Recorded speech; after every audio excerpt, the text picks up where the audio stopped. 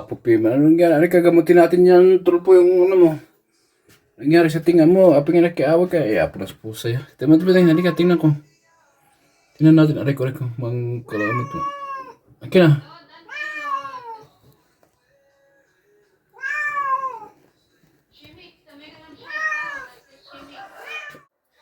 Para mukhang ka, lagyan natin na ano, dali, tagli-bitang, saglit ito, hindi to maanghang.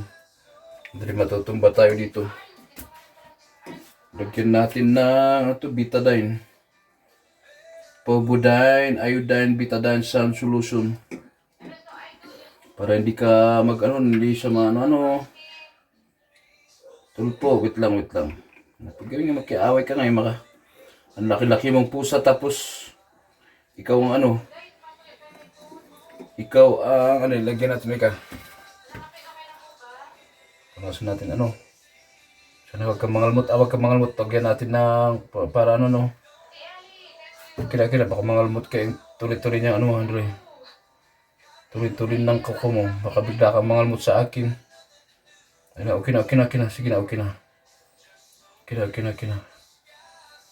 na, piman ayaman. Lagyan ko lang lagyan natin ng ng betadine para hindi siya ma-infect, baka may rabies yung kumagat sa'yo. Nagpupunta sa subdivision, maraming kwan doon, maraming iba ring mga stray cat din. Baka ayaw niya magpatalo o nakipagkwan din sa mga girls, ayaw niya. Sige, okay na yan. Andito yung kanyang mamis, may asawa ka na nga dito.